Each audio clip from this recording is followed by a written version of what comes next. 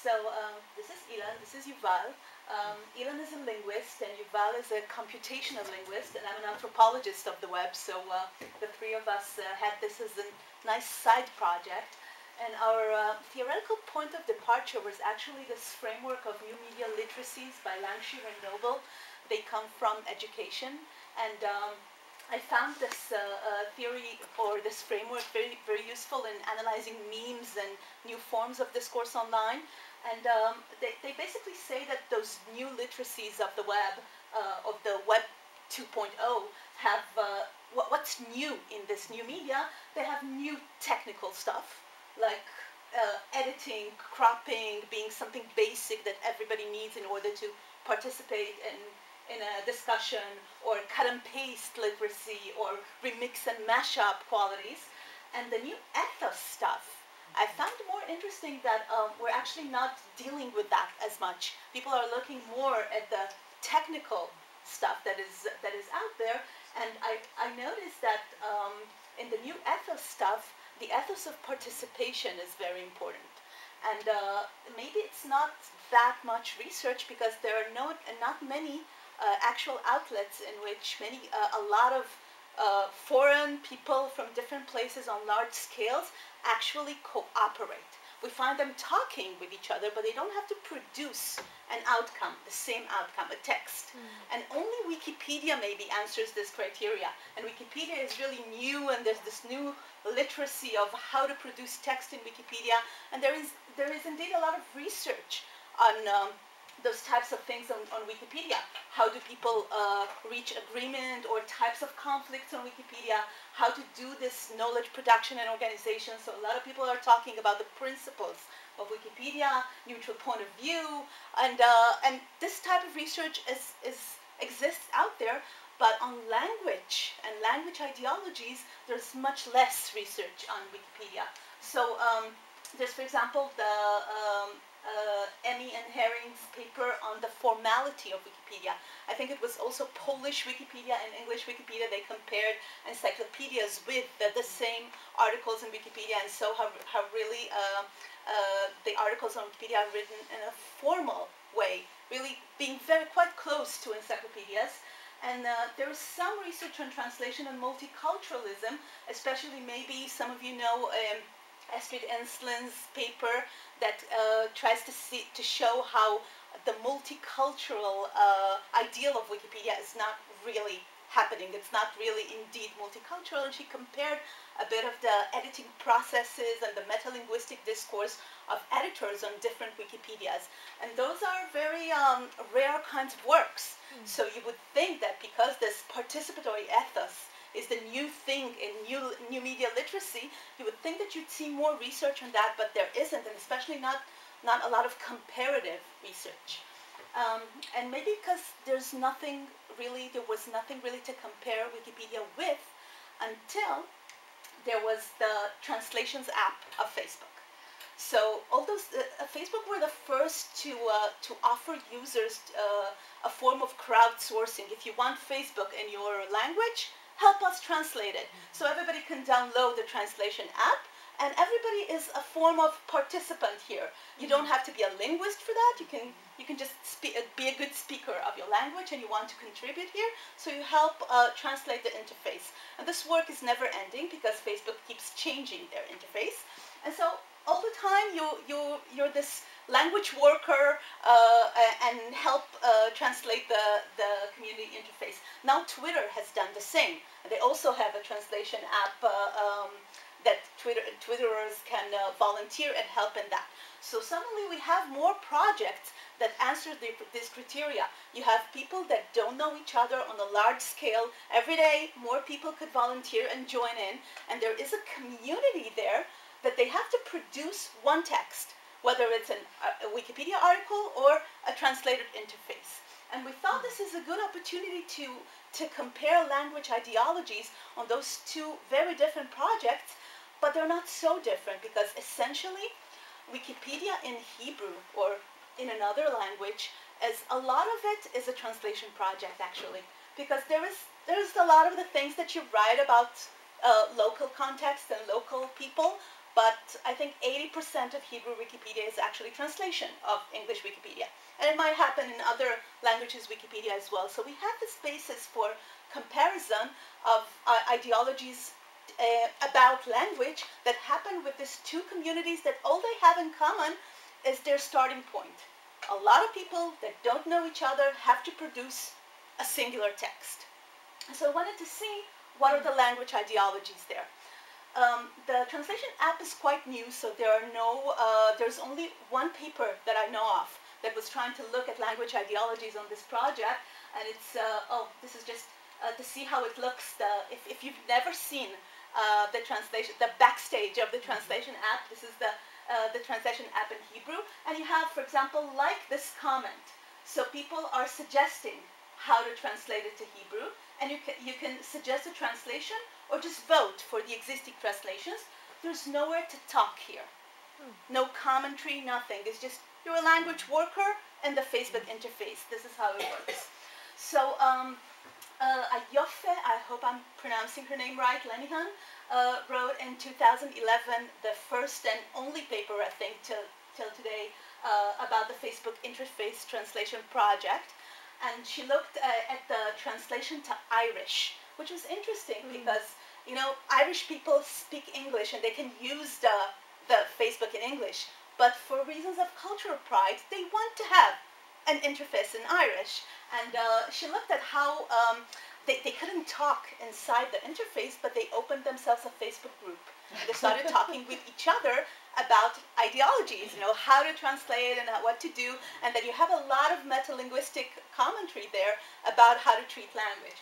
So she talked also about how the users noticed themselves this fake multilingualism, how you always have to translate from English. Can't we look at other languages, how they translated it? What is the logic? So the users themselves wanted to compare with other languages, but they had no access to it. Everything is just from English. And Enslin spoke about this in Wikipedia as well, that most of the people translate from English. They don't look and compare with other Wikipedias. English is the lingua franca there, so it's a bit of a fake multilingualism, she called it. She spoke about how the Irish users were actually language purists, and they had a form of what she called an Anglicism, anti-English. So Irish is influenced from English, and some of the words have a bit of English influence in them, and they preferred the translations that were purer, older, without the English influence. So they were really trying to push for those. If we're doing an Irish interface, we want to get as far as possible from the English. I mean, what to do the translation for if we're not there? And in the forum, in this Facebook group, there was a lot of language policing. For example, users sometimes wrote in English in their conversations that they were policed by other users telling them, write in Irish. This is what we're doing. We're translating Facebook to Irish. Let's talk in Irish here. So this is the only paper looking at this type of project. And we decided to do a comparison here and to take the Hebrew Wikipedia language ideologies compared with the Facebook interface translation project to Hebrew. And just look at the diverse parameters of those two communities. So I'm going to show you three categories of comparison that we found between those two communities. First of all, this is the page of Hebrew Wikipedia. This is called Wikipedia Language. Now this is a very, very, very long page. I would even maybe put it on the web for you, so you would, to articulate how long it really is. And this is the language code of if you want to write an article in Hebrew Wikipedia, you have to adhere to all those principles, and just look at the length of it, okay? Do you think that somebody that writes in Wikipedia actually looks at all of those rules exactly? What to do and how to write. Don't write this, write that. Yeah, I'm still doing page down, see? Okay, so this is the language code of Wikipedia in Hebrew. And they have a fixed language code here. So everybody has to adhere to that. So their language standard or norms is a formal code that it's not open to negotiations. This is the rule. You have to write according to that. And in the talk page, there's very little negotiations there. And the negotiations are old. They're from the beginning. They're not challenged anymore these days. On the Facebook community, it's totally different. They have no standard. The norms are always crystallized, and we see that they prefer the communicability over accuracy and quality. And those are some of the things they write in that I forgot to mention that the Hebrew translators also opened a Facebook a group in order to talk about the project, because there's nowhere to talk within the interface. So, for example, people beg each other often, please stop adding new translations. Because when you add new translations, we never get there. Vote for the ones that are already there. So it's not about the language to be right or accurate or, come on, let's get it over with. So it's practicality. It doesn't matter if it's this spelling of password or that spelling of password. Right now, this is leading, so vote for it. You are delaying the process. Or, for example, when some people are actually trying to raise the standard and say, listen, we need to consider if this word is more right, that word is of a higher register, we need to have a policy. So people say things like, don't be so heavy. If Facebook wanted a dry professional translation, they wouldn't have asked us, the users, They're looking for language speakers that will articulate the message well. That's it. Don't be heavy. Let's get it over with.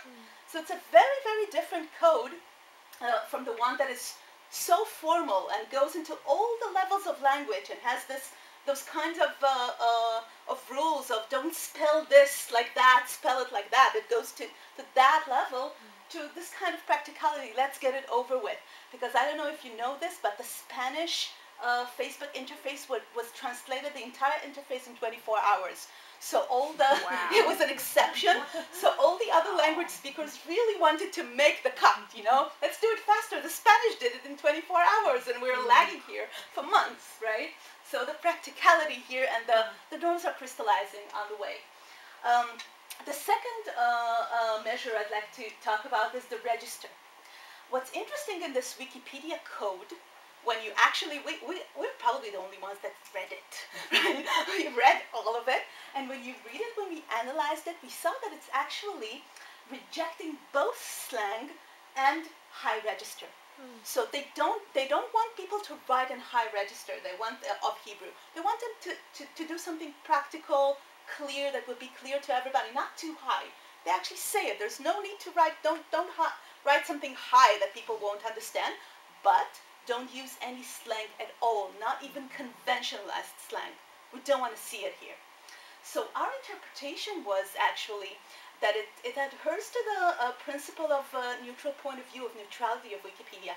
They seem to try to achieve on Hebrew Wikipedia a neutrality of language, not too high, not too low, and it's a very weird language. It's just there's too much rules in order to achieve this very, very neutral language in between the registers. And it even came to a point, the challenges to that are rare, but one of the challenges that we did see on the talk page is that one user actually suggested using certain words that the Hebrew language academia has preferred them. And he said, well, look, the Hebrew language academia votes for those kinds of words. Why aren't we using them? They're not high register, it's the academia. And one of the leading editors wrote to him, we are not the torchbearers of the Hebrew language academia. We decide. We don't go for the high registers or for the academia. We don't go for any other kind of authority. We decide what to do here. It's our way, and we're trying to find this middle neutral way and stay out of our business. So that's on Wikipedia.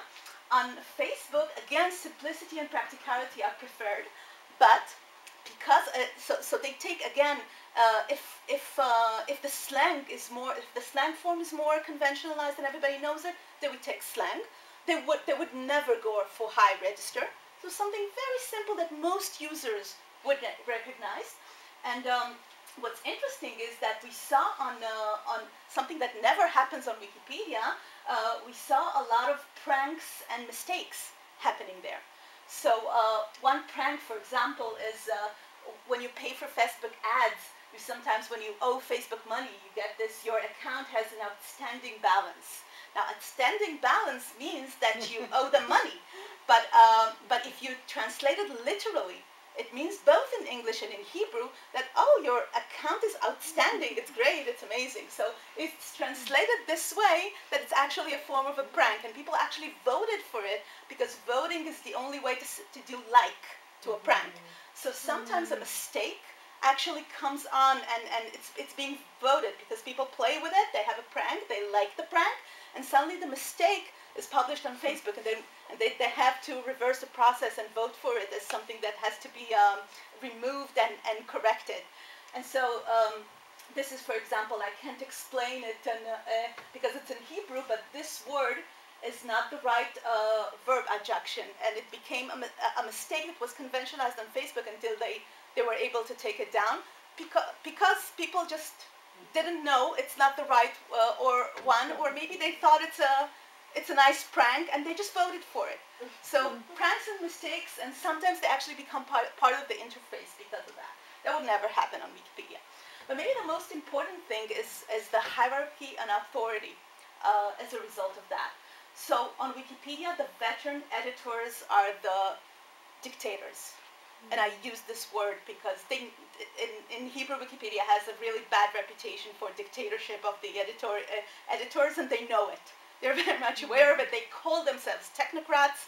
They know that they control this community, and the veteran ones really decide about everything. Even the newbie editors, if they haven't contributed enough and they don't have a reputation in the community, they're often silenced. It's the newbie and veteran user game that we know from many other environments online. Editors with less power sometimes try to rely on resources accepted by the community, like, for example, the language academia, but often they find out that the editors have their own way, and then they don't like to hear from other authorities, although it's acceptable authorities. And the most important thing is that they have an automatic enforcement system through bots. So nobody reads all those rules, and nobody that comes and writes something new on Wikipedia actually adheres to all those rules. So they have a way of getting away with what they want. They just have a bot, a software, that replaces everything. They replaces common spelling and replaces sometimes the entire timing of, if you write something in the past and they want you to write it in the present, they would just replace everything automatically. So actually, you don't even have to adhere to their principles. They force them upon you because they automatically correct all the articles. So they actually solve the problem of people not reading the language codes. They automatically enforce them their will. On Facebook, Facebook maintains all the controls, so all the users have equal status. There's no veteran or newbie. Facebook actually, probably somebody in Facebook thought about it, that in a normal community there is some hierarchy.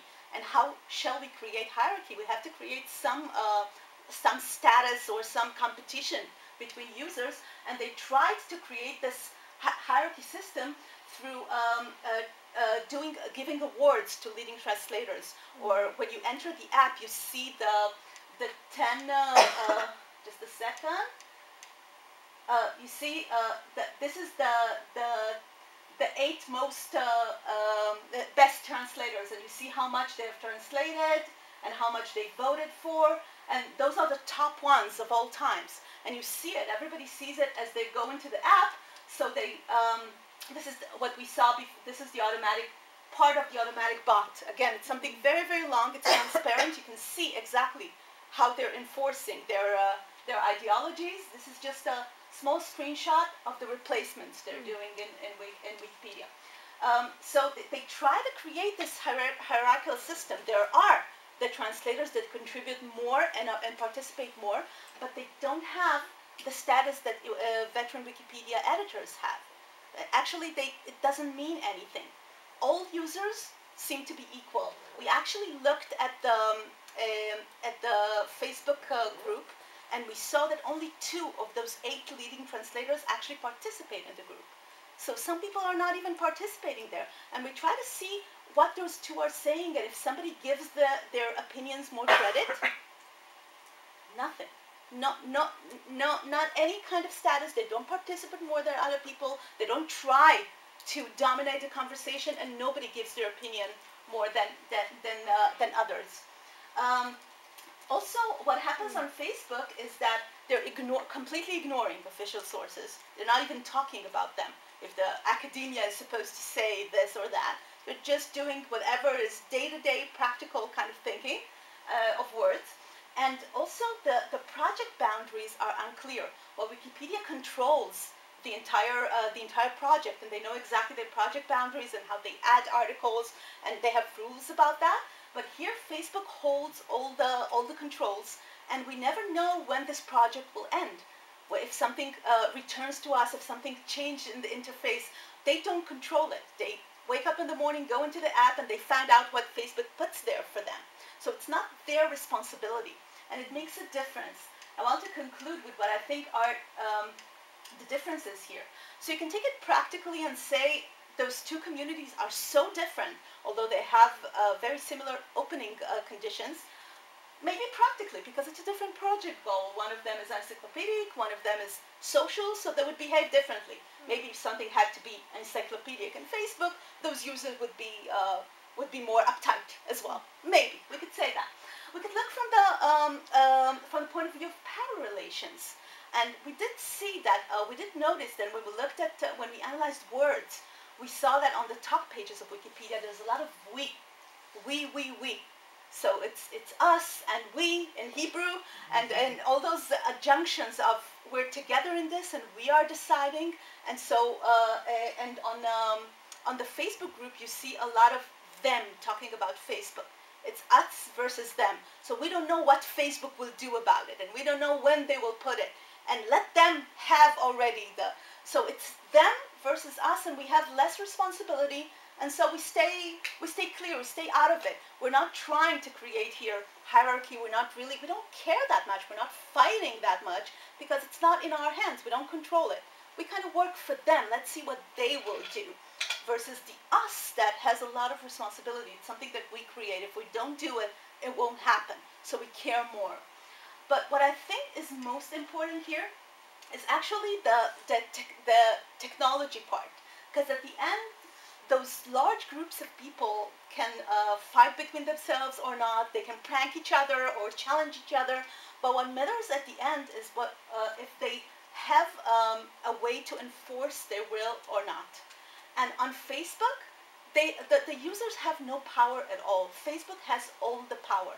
And so I think it's one of the reasons that you see no hierarchy there, even if they try to show you that there are translators that translate more, and some people are better, and some get awards, and it's posted there. But nobody cares about them more. It doesn't give them any status because they have no real power. And what is real in terms of those communities, it's control over the software. I mean, this type of status doesn't work if they can't enforce their will. And the veteran editors, in Wikipedia, you can hate them, but they have the power. You can fight them forever, but they will automatically change your article, and there's nothing you can do about it. And so I think that there is a level of technological determinism here, because they actually control a tool of enforcement. Their will is less challenged. People just give up, and they get their way, and they have the power because they control the interface. And it will be interesting to see if Facebook gave power to the users over the interface, if they actually gave some more abilities to the key translators, that they can stop a process or start a process or have more interface control than others. It would have probably changed, and they would be hated or respected or chased exactly like Wikipedia editors. So we're thinking, when you're looking, there's not many case studies in which you can see those large-scale new type of collaborations that have to produce a singular text on the web. But we're thinking we're going to see more of those, because this is the new literacy of Web 2, and we're going towards those trends. But this is a lesson for us, maybe, to think about those cooperations and all those scales. You have to have interface control. You have to have a way to enforce your will through the technology. Otherwise, it's very hard to to create such large-scale cooperation when everybody has the same hierarchy? Well, the beginning of Wikipedia tells this story. There was more vandalism than productiveness, and they immediately had to limit it and give some enforcement tools to a group of volunteers, and that's that. No more democracy. So I think it's really important who holds the key to the tools, because this is how the hierarchy is really created, and this is how they get respect, and this is how they enforce their will. While we've seen that it doesn't matter if you were awarded or you contribute more, those notions that really help you on Wikipedia, it seems that they mean nothing on Facebook if you don't have the software power to enforce this will, or to have people want something from you because you control the process. So that's it.